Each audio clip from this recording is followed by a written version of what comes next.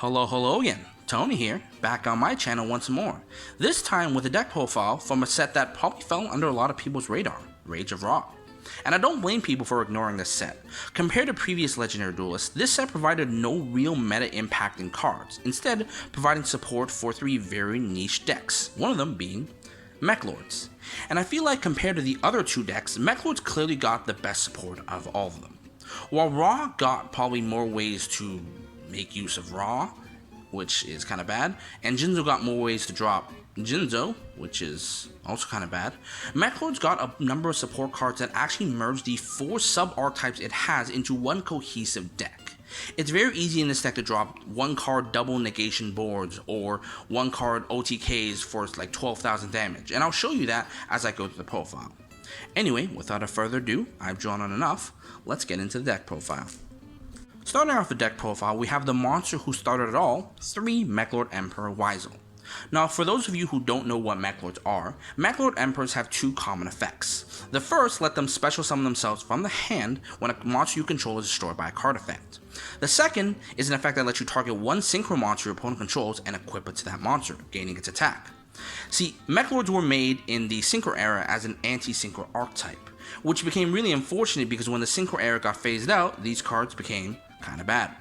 And the reason that I'm playing 3 Weisel over playing something like 1 Granule or 1 Scale is that Scale and Granule make use of the equips, meaning that should your opponent not play Synchros, these two cards have no additional utility. Weisel, on the other hand, has an effect that lets you negate one spell card your opponent activates per copy, and it's very easy to drop double copies on your turn 1 to really mess with your opponent. The only other Meklord Emperor that we play is 3 Meklord Emperor Weisel Synchro Absorption. Synchro Absorption can special summon itself from the hand on your opponent's turn by sending one Meklord monster you control to the graveyard, and when you do so, you can prevent one monster on the field from attacking. More importantly, should your opponent activate a card or effect that will destroy a card on the field, you can send this card to the graveyard to negate the activation. Not only does Synchro Absorption essentially let you trade out a weaker Meklord for a 2500 beater, the effect to prevent destruction can be extremely useful against your opponent's disruptions, since most disruption destroys as well. Moving on to the most important monster in the deck, we have 3 Meklord Nucleus Infinity Core. Infinity Core, when summoned, allows you to search for any Meklord spell and trap card, which can seem pretty useful until you realize that some of the Meklord support cards aren't even Meklord cards. But anyway, the more important effect is that while he can't be destroyed by battle once per turn, should he be destroyed by a card effect, you can special summon one Meklord Emperor monster from your hand or deck with a different attribute amongst the ones you control. These two effects in conjunction can be really useful in either dropping double Meklord Emperor Weisel on your turn 1, or should you find a way to summon him back on your opponent's turn using other support, a Meklord OTK on the following turn. Furthermore, being a Dark level 1 machine, you have access to a number of different support cards that can grab access to this card and set up your combos from there. The next monster we play is 3 Meklord Army Deployer Obligato. Obligato has two effects, one relevant, one negligible. The relevant effect lets him blow himself up to special summon 2 Meklord army monsters from the deck. And for those who are asking, what's a Meklord army monster? Meklord armies are essentially a sub-archetype of Meklord monsters that pretty much only support themselves. To support Obligato, we're playing 3 Meklord army of Scale and 1 Meklord army Weisel. Scale, should he be destroyed by battle, can special summon any other Meklord army from the deck, which is a nice easy way into Obligato. Weisel, on the other hand, is just there because he's a name, since most of your cards do require Meklord monsters of different names. But more importantly, Obligato here is a nice play starter. Not only does his destruction summon your Meklord Emperors from the hand, but summoning 2 level 4 machines from the deck is a nice way to set up into either a GGX or a machine link play to build combos for your following turn. The last Meklord monster we're playing is 1 Meklord Astral Dragon Triskelion. Triskelion can special summon himself from the hand by banishing 3 different Meklords from your graveyard, and when he attacks, he can equip any monster of your opponent's extra deck to it, gaining the attack. Should he be equipped with a Synchro specifically, he can attack 3 times on monsters.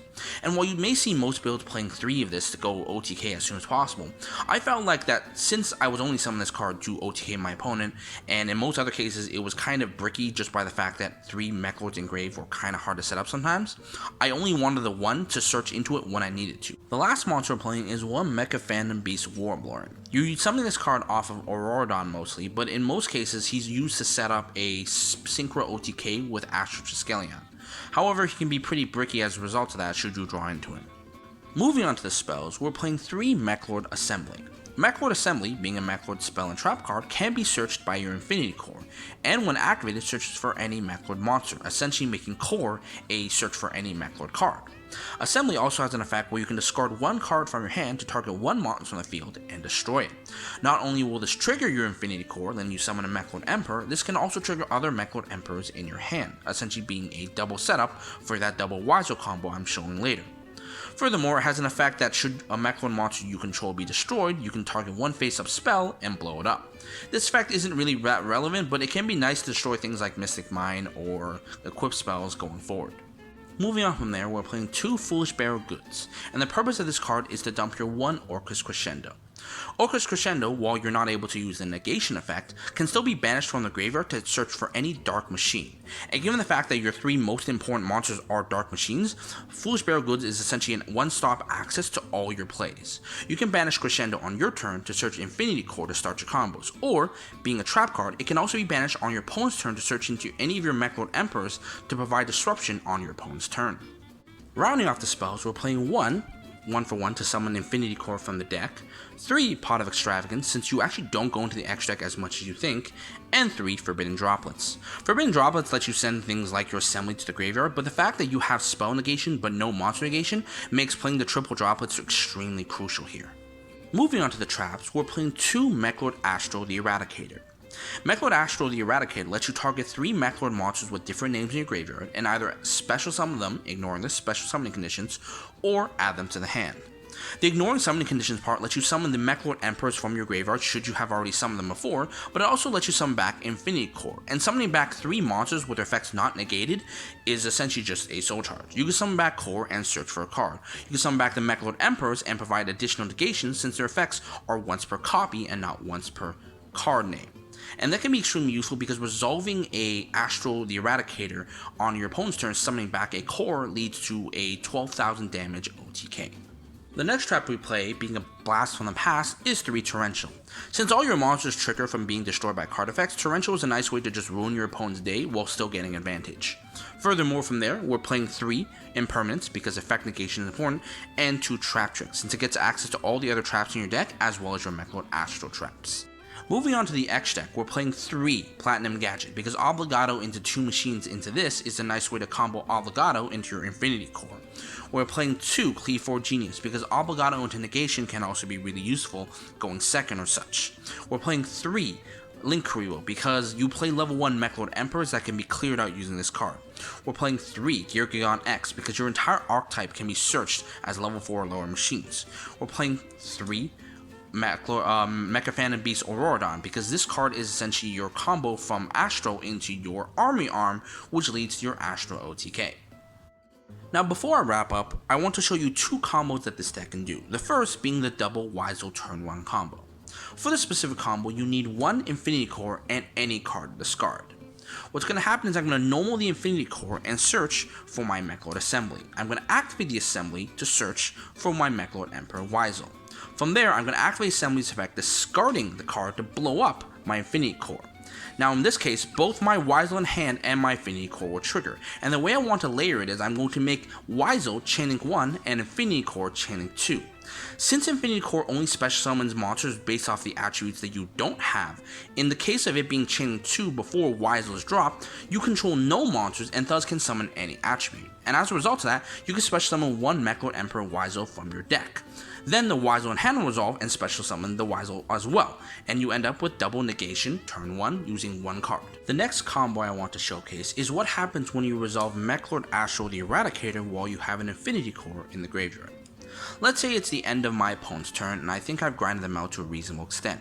I can activate the Astral, summoning back my Infinity Core and 2 other Meklords, and Infinity Core will trigger searching me my Meklord Assembly. On my following turn, I can activate the Assembly to search for my Meklord Astral Dragon Triskelion. I'm then going to link all 3 of my monsters away to summon my Mecha Beast Auroradon, which will summon me 3 tokens, 2 of which I will tribute to summon out my Mecha Beast Warblorin. I'll then single the remaining token and the Warblorin away to summon out my Armory Arm. From there, I can then banish the 3 Meklords from my graveyard to summon out my Meklord Dragon Astral Triskelion and equip Army Arm to it. Now, Triskelion doesn't require that the Synchro monster you equip be by its own effect, so by being equipped with the Synchro Army Arm, Triskelion can attack 3 times on 3 different monsters. This, combined with the fact that he can equip a monster with, let's say, 4,000 attack on average from my opponent's X deck, means that he can attack up to 3 monsters my opponent controls with 8k attack, and each monster he runs over, he burns for the attack of the monster he does. This means that should he run into 3 attack position monsters at 8,000 attack, he can deal upwards of 24,000 damage off of just that one trap card resolving, not including the Auroradon that's just still on the field. And that concludes our Meklord deck profile. As I said before, this deck is definitely not meta changing, but compared to the other cards in Rage of Raw, this is probably by far the best deck that you can create from that set. Either way, my name is Tony A. I hope you enjoyed this Meklord deck profile. I also hope you have a good day, and I will see you guys next time.